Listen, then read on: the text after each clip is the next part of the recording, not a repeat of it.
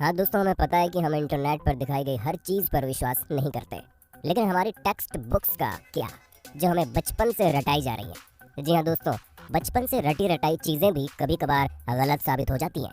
फिर चाहे वो ग्रेट वॉल ऑफ चाइना का स्पेस से दिखना हो या फिर जीनियस अल्बर्ट आइंस्टीन का स्कूल में मैथ में फेल हो जाना।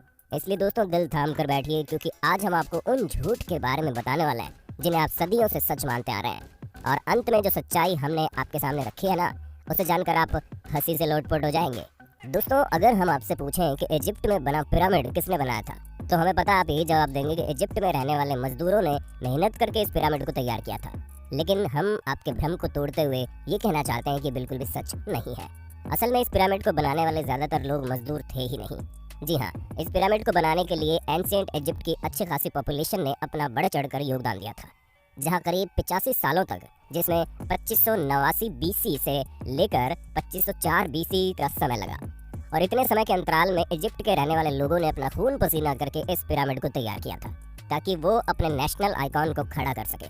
ऐसे में जो लोग इतने बड़े बड़े पत्थरों को नहीं उठा सकते थे, उन्होंने यहाँ पर काम करने वाले लोगों के लिए खाना, रहने और बाकी चीज़ों की व्यवस्था की।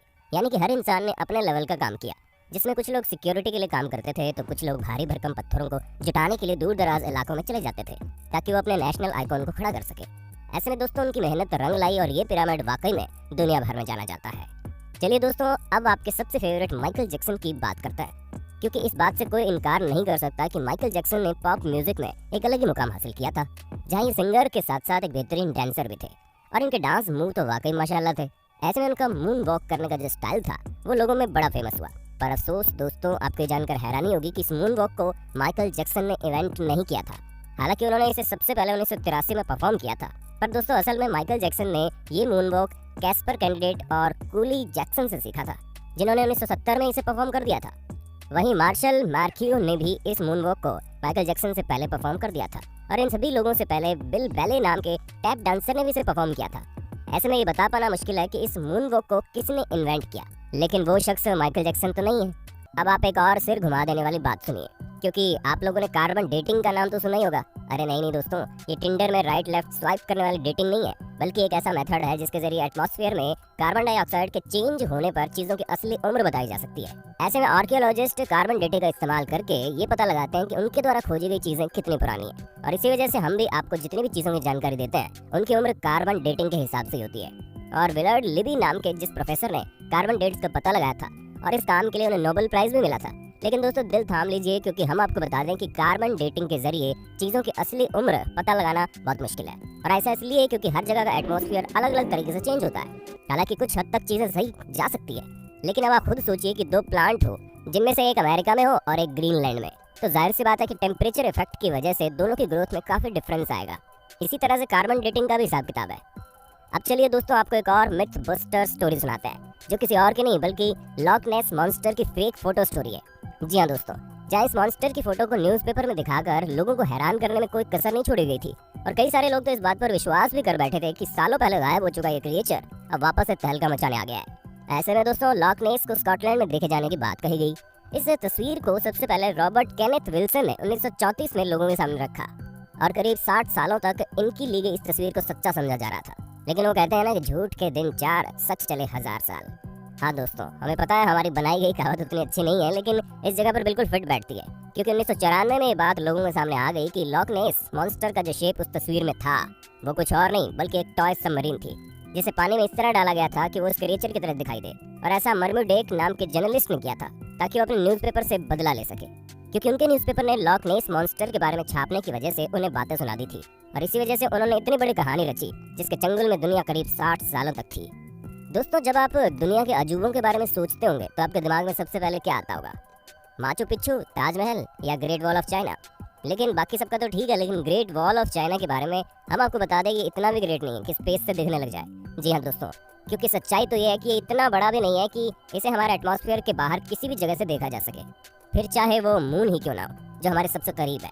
और ये हम अपने मन से नहीं कह रहे, बल्कि खुद नासा ने इस बात को साबित किया है। हालांकि भले ही 21,196 किलोमीटर लंबी हो, लेकिन अगर हम इसकी चौड़ाई की बात करें तो ये बॉटम से मात्र 20 फुट चौड़ी है और टॉप से केवल 16 फुट चौड़ी है। हम आपको बता दें कि ये अफवाह 1754 के आसपास शुरू हुई। ऐसे में ये चीज़ हमारे चांद पर पहुंचने और स्पेस में सैटेलाइट पहुंचाने से बहुत पहले की बात है। तो ये सिवाय अफवाह के और कुछ नहीं है। अब भले ही हर साल यहाँ पर करोड़ों की संख्या में लोग आते हो, लेकिन अफसोस वो चाइना की जिस दीवार पर खड़े होते हैं वो स्पेस से तो नहीं दिखती।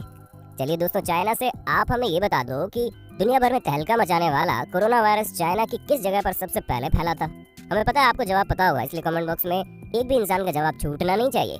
वैसे दोस्तों, जब कभी भी आप वाइकिंग्स के बारे में सोचते होंगे तो आपके दिमाग में सबसे पहले चीज क्या आती होगी? हमें पता है ज्यादातर लोगों को बड़े से जहाज का साइज और सींग निकले हुए हेलमेट याद आते होंगे, पर हम आपको बता दें ये दोनों ही चीजें झूठी हैं, जो कि हमारी मेन स्ट्रीम मीडिया द्वारा हमारे दिमाग में डाली गई। असल में कई सारे हिस्टोरियंस को वाइकिंग्स के समय के टूल्स मिले हैं, जिनमें से एक भी हेलमेट ऐसा नहीं मिला जिसमें सींग लगे हों। हालांकि ये माना जा सकता है कि वो लोग लड़ते टाइम खुद को बचाने के लिए हेलमेट का यूज करते होंगे, लेकिन इसका मतलब ये नहीं है कि उनके हेलमेट में ही डायरेक्ट सींग लगे हों।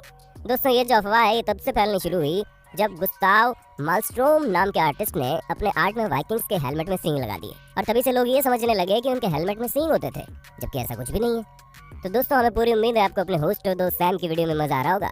अगर हाँ तो साथ ही वीडियो को लाइक करते चलिए, ताकि हम फ्यूचर में भी इसी तरह की इंटरेस्टिंग वीडियोस लाते रहें। दोस्तों, अब हम आपके दिमाग की सबसे बड़ी उपज को दूर करते हैं, क्योंकि कई सारे लोगों को ये सिखाया जाता है कि अल्बर्ट आइंस्टीन जो कि इतने बड़े जीनियस थे, वो हाई स्कूल में बेसिक मैथ की वजह से फेल हो गए थे। तो दोस्तों, ये बिल्कुल गलत है। जी हाँ, ऐसा कुछ भी नहीं है, बल्कि आइंस्टीन तो उल्टा मैथ के जीनियस थे, जहाँ मात्र 15 साल की उम्र में उन्होंने मैथ में अपनी बहुत अच्छी पकड़ बना ली थी। अब दोस्तों, जाहिर सी बात है, जो शख्स फिजिक्स की दुनिया में इतनी बड़ी उपलब्धियां पाया हो, उसे बेसिक मैथ ना आती हो, वो भी हाई स्कूल के समय में, ये चीज थोड़ी सी खटकती है। पर हमें तो बुरा उन लोगों के लिए लगता है जो ये सोचते हैं कि उन्हें मैथ नहीं आएगी, फिर भी वो साइंटिस्ट बन जाएंगे। अरे दोस्तों, साइंटिस्ट बनने के लिए मैथ भी जरूरी है, ठीक उसी तरह जिस तरह सिंगर बनने के लिए अच्छा गाना जरूरी है, और डांसर बनने के लिए अच्छे मूव्स करने जरूरी है, क्योंकि ये सभी चीजें बेसिक्स है। दोस्तों, हमें पता है आपको इस बारे में कुछ भी पता नहीं होगा, लेकिन हम आपको बता दें कि 19वीं सदी के मध्य में अमेरिका में एक बहुत बड़ी अफवाह चली थी, जहां पर सिगरेट बेचने वाली कंपनियां एडवर्टीजमेंट में कहती थी कि सिगरेट सेहत के लिए अच्छी होती है।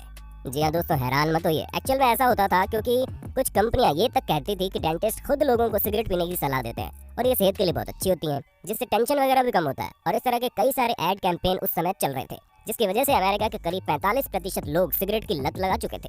हालांकि अभी भी अमेरिका में सिगरेट पीने वालों की कोई कमी नहीं है, लेकिन उस समय पूरे 45% लोग सिगरेट पीते थे, यानी कि करीब 7 करोड़ लोग तो केवल सिगरेट ही पिया करते थे। वो तो बाद में पता चला कि ये सेहत के लिए हानिकारक है, जिससे भगवान आपको अपने पास जल्दी बुला लेते हैं, और इसी वजह से लोगों ने मरने के डर के कारण सिगरेट को टाटा बाय बाय कहना जरूरी समझा। पर शायद अभी भी कुछ लोग इस बात को नहीं समझते हैं। दोस्तों, आज के लिए बस इतना ही। उम्मीद है आपको हमारी वीडियो पसंद आई होगी। अगर हाँ तो इस वीडियो के बारे में हमें कमेंट करके जरूर बताना, और ऐसे इंटरेस्टिंग वीडियोस लगातार देखने के लिए हमारे चैनल को लाइक, शेयर और सब्सक्राइब करना बिल्कुल ना भूलें। धन्यवाद।